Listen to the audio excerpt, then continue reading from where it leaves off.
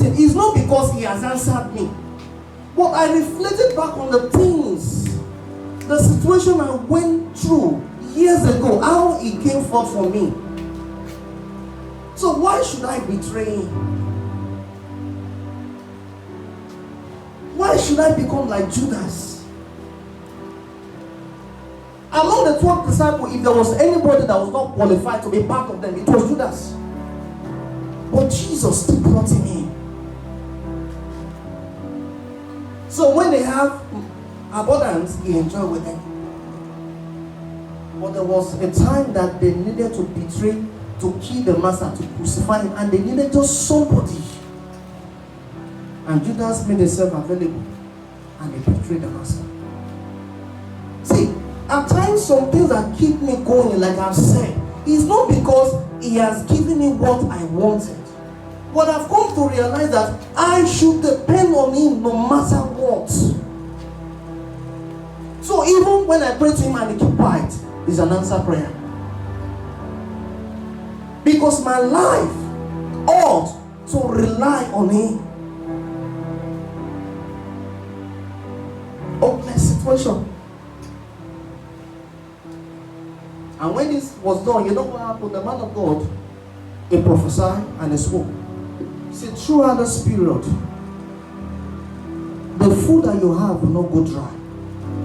And that woman lived in abundance all the period of famine.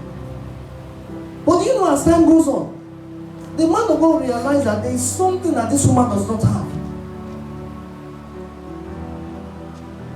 It was a son, he had no child. Now the man of God prayed, he prophesied, and God answered this woman. But suddenly, if you read before you get to verse 22, the Bible says, and the enemy struck this child.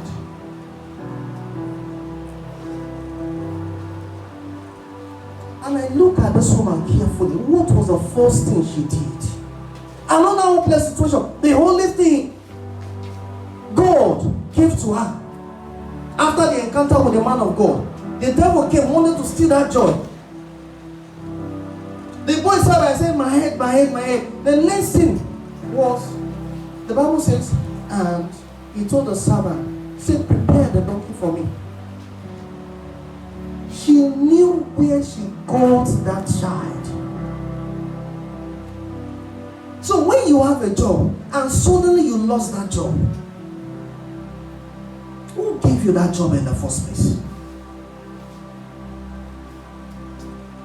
Instead of people say all manner of things, why not go back to the one that gave you that job?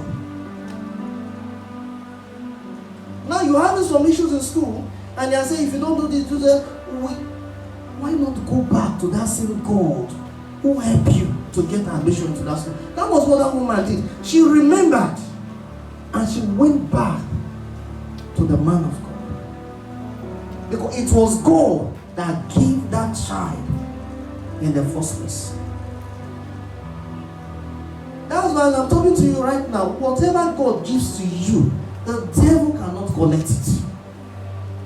The devil can collect it when you lack understanding. The woman was not strong enough, but she ran to the source. She knew how that child came to be. To that child. Hopeless situation is a state of desperate situation. Hopelessness. You don't even know what to do. Everything you have has been fully utilized, and there's no results.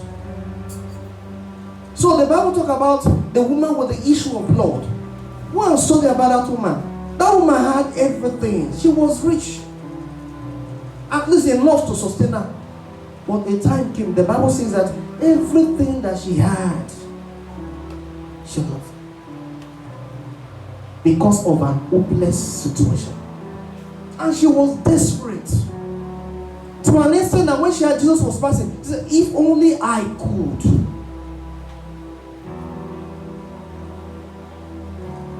It was not just about faith, but she had an expectation that something will happen. And the moment she did that, the Bible says that virtue were released from Jesus into her and she became healed. I don't know if you're like me, years ago, there was a time that then I was running my endo program. I found myself in an hopeless situation that I could not even pay my school fees. Then I used to hustle on the street. Then one day I was able to gather little, and I said, what do I do? As I was passing through Adeniji Adele in Lagos Island, then somebody told me of a particular bank. I think then I was in NJ1, they call it Wonder. I don't know, how many of you had a Wonder Bank back then? You'll take your money there and they double it for you after like 2 weeks. I needed money. I needed to pay my school fees. And the little I was able to gather, I took it there. And I saw people were there, bringing it, and they were cashing out. But the day I was supposed to go and collect my money, you know, those people are so, they are so good that they will not play everything on. When you enter there, you start seeing some traces of paper, they will not play everything. When I got there, everything, oh God, the people had left. I also saw pieces of paper, receipt, and those things. And my situation became worse. And I look at it. Who gave me this admission in the first place? Because I remember when I got that admission, I had no sponsor. The man I was serving under then was a lawyer. And that man was very stingy. Everyone that served under that man, he didn't give them anything reasonable. Very stingy. And I suddenly remember that as stingy as this man was, when I gave my admission, I went to tell him, this man then gave me 25,000, which was enough for me to pay my school fees. And I suddenly realized my mistake. So I cried to God. And that was how God sent help to me. I don't know the situation you are right now. But don't forget, Jesus is the same yesterday, is the same today, same forever. If he has helped you in the past, he can still help you again. Don't give up on it. Hopelessness. When you are in an hopeless situation, most times you're not expecting anything good. I have told you before the story of that woman that the teeth looks like shopping. The teeth is like this. I don't know who I've told before.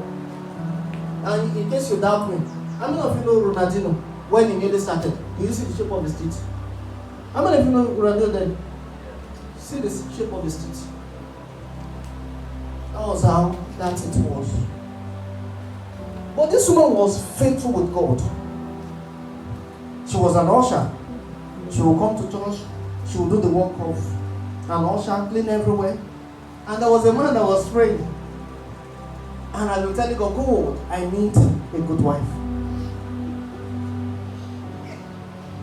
I need a good wife. You don't understand. So, the man is an army general, but in the US.